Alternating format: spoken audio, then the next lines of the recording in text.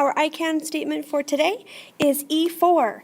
I can interpret equivalent expressions in their real-world situations to explain different solution methods. I want to just give you a heads up on this topic.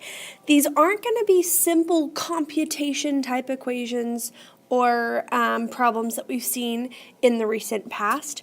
We're going to be thinking really deeply about what the different parts of equations and expressions mean and what they tell us about different problem-solving methods. So know that you'll need to have your thinking cap on, and there may not be obvious answers for some of the questions. All right, so here's our first situation. Number 1, Maylia is at an amusement park. She bought 14 tickets, and each ride requires 2 tickets.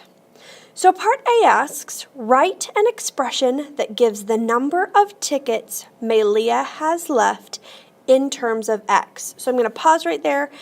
In my own words, an expression, remember, has numbers and symbols. So I might write like 2x plus 4, that's an example of an expression, okay?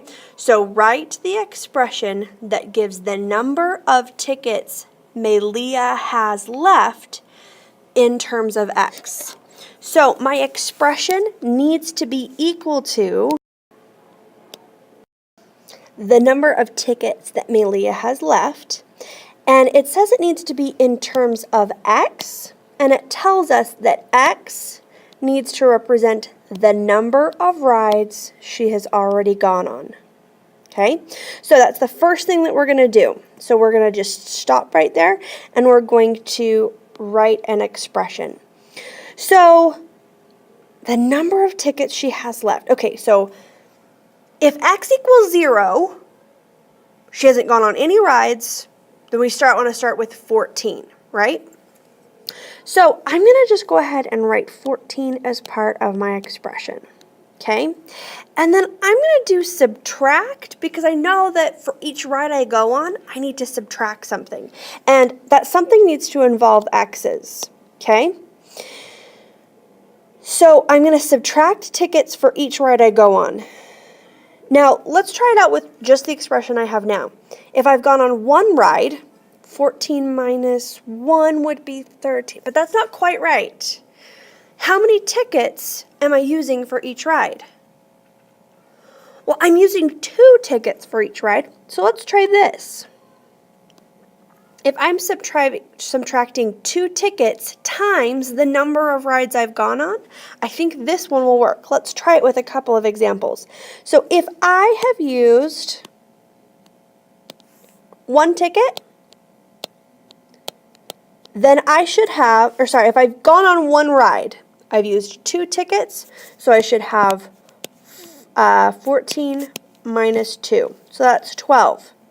Well, those expressions would be equivalent for x equals 1.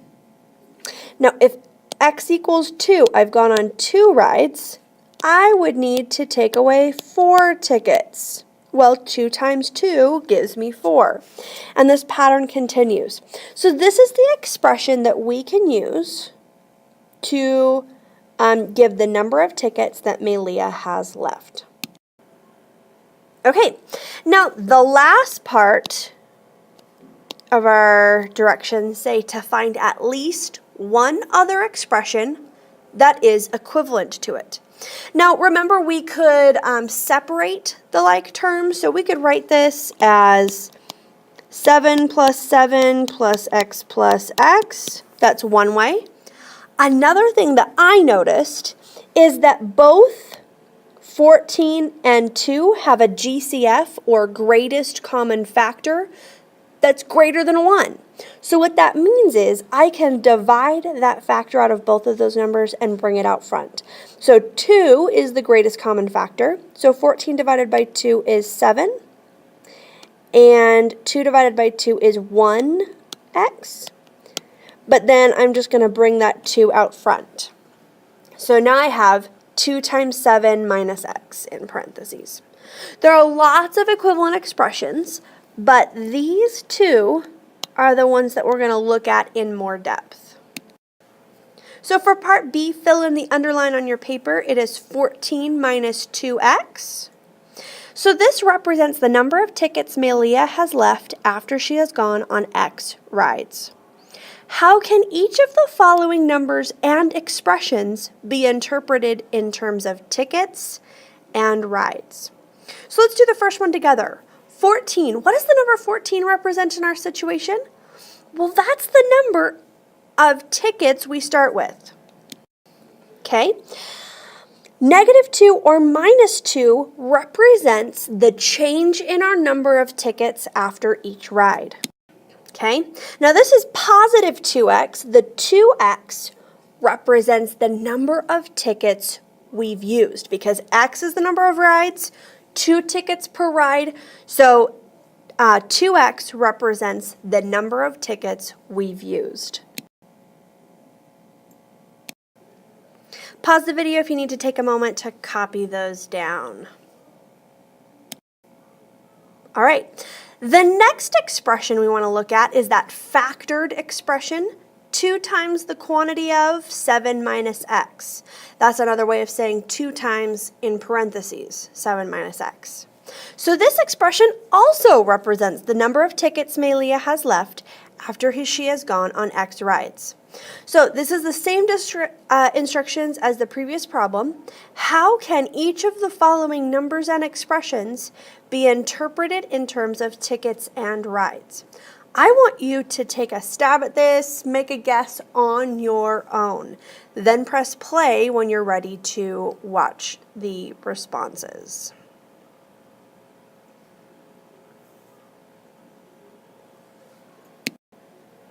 All right. So 7 in our equation represents the number of rides possible. If we have 14 total tickets and you divide that by 2 for each ride, you've got 7 total rides you can go on. Okay. Now 7 is the number of rides possible. 7 subtract x, which is the number of rides we've already gone on. So 7, the number of rides possible, subtract the number of rides we've gone on, is the number of rides we have left, or the number of rides that we can still go on. Now 2 in our expression. 2, once again, represents the number of tickets per ride.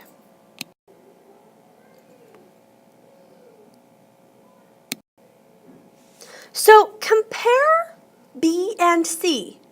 They both came from the same situation, but the different expressions tell us different things, okay? The first expression tells us the number of tickets that we're starting with, the number of tickets we can use. This expression here tells us the number of rides possible. So if I asked you, what is the greatest number of rides Maylia could go on? C actually gives you the answer right in the expression, okay? So different expressions can give us different ways of solving the same problem. All right, this is a different type of problem. It says, are the following equivalent? Why or why not? So I want you to pause the video for a moment. I want you to think, is it true or false? Are these two equations equivalent? Expressions equivalent, and prove it to me. Give me an answer, why or why not. All right, these are equivalent. And I'm going to give you 3 different ways to show why these are equivalent. Okay? So, with the first one, if I were to take the first left side, and I knew what the number x stood for, I would actually multiply it in the following way. I would do 1 over 3 times the number x over 1. Multiplying straight across, I would then get x over 3. This is identical to what we see in the second side of the equation. So that's one way of showing that these are equivalent. Now this time, I'm going to start from the right side and work backwards. Now, remember when we're talking about factors, like if I asked you, what are the factors of 6? You might say 2 times 3, but you would also say 1 times 6. So any number has a factor of 1 times itself. So I can rewrite x as x times 1. Okay? And I still have 3 on the bottom. I haven't changed anything there. Then I could say that x is equal to, that x over 3 is equal to x times 1 over 3. Because that's me just saying that instead of x times 1 over 3, I'm separating them out into factors. Because I could also write 3 as 1 times 3. Okay? So I could rewrite this as my original expression, 1/3 times x. So this is kind of working backwards from the work that I did in green. So those are 2 different ways to show that they are equivalent. A third way is to evaluate my equation. That means plug in different numbers for x. So let's say I plug in x equals 2. So 1/3 times 2. And I want to see if that equals 2/3. Well, when I type that into my calculator or when I multiply straight across, I get 2/3 on both sides. The equation is true. I can try another number. Let's say I evaluate at x equals 3. That would be 1/3 times 3. And I have, this is a times, by the way. I have 3 over 3. Well, these cancel to make 1. 3 divided by 3 is the same as 1, so it works again. So if you plug a number in for x in 2 different ways, you can be pretty confident that the 2 expressions are equivalent if they have the same value. So there are 3 different ways that I've shown you here to prove whether or not expressions are equivalent. All right. All varieties of a certain brand of cookies are $3.50. A person buys peanut butter cookies and chocolate chip cookies. Write 2 expressions that represent the total cost, T, of the cookies if P represents the number of peanut butter cookies and C represents the number of chocolate chip cookies. So the first thing that I came up with is I can do 350 times the number of chocolate chip cookies plus 350 times the number of peanut butter cookies. The second way that I thought of is I could factor out that $3.50 and I could write it like this. 350 times the number of chocolate chip cookies plus the number of peanut butter cookies. And there are lots of different expressions, so if you thought of a different one, that's totally fine. But these 2 we're going to look at in more detail. So these 2 expressions can model our situation, and we can show that they are equal. We could do what we did with that 1/3 problem to show that these are equal. These 2 expressions being equal mean that we can use 2 different solution methods to find our answer, or our total cost. Okay, so expressions and equations can be used to model or represent situations. How can we interpret each of these expressions as a way to solve our problem? So the 350 times P plus the 350 times C is like me sorting through my shopping cart, counting up the number of peanut butter cookies and multiplying it by 350. Then counting up the number of chocolate chip cookies, multiplying it by 350, and then adding those 2 totals together. Because with order of operations, I would want to do the multiplications first, and then I would want to add that together. So to summarize, you can write down on your paper, we can find the cost of each type separately, and then add for a total. Now, if I want to look at the second example, 350 times in parentheses P plus C, so I would do the addition first. So this is like me saying, well, all of the cookies are the same cost, so I'm just going to count all the cookies. So all the peanut butter cookies and, or plus, all the chocolate chip cookies. I'm going to add those together. And then I'm going to multiply them by 350, the cost for the cookies. So to summarize, on your paper you can write, we can add together the total number of boxes, and then we'll multiply to find the total cost.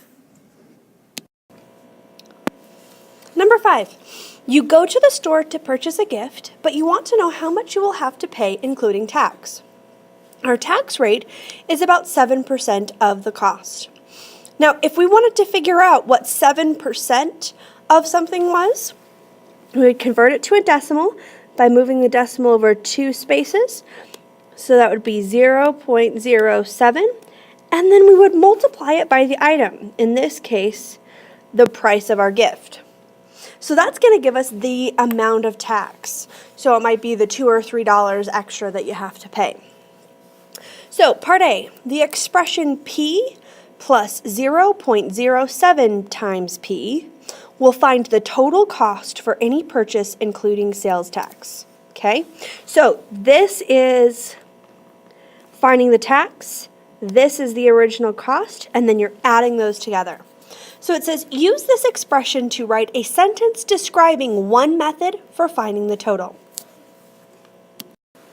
So we can find the tax amount, that's our P, times 0.07, and then we're going to add that to our original price. Part B, combine like terms to write an equivalent expression. So as a quick reminder, if I have P plus 1/2 of P, well, if I'm going to add together 1 plus 1/2, I have 1 1/2 P. So we're going to do that same thing with the original expression. So we get P plus 0.07 or 1.07P. What does this new expression tell you about another method for finding the total? Well, what it tells us is instead of taking the price and then finding 7% of it and adding that to the original price, we can save ourselves a step. So we multiply our price by 1.07. So this is the same as 107% of the original cost. So 100% of our original cost plus 7% extra. So as we've seen in this example, by simplifying our expressions, we can find a simpler method of solving our problems. Thanks for watching. Remember, you can watch it as many times as you need to refresh yourself on the topic. Thanks for watching.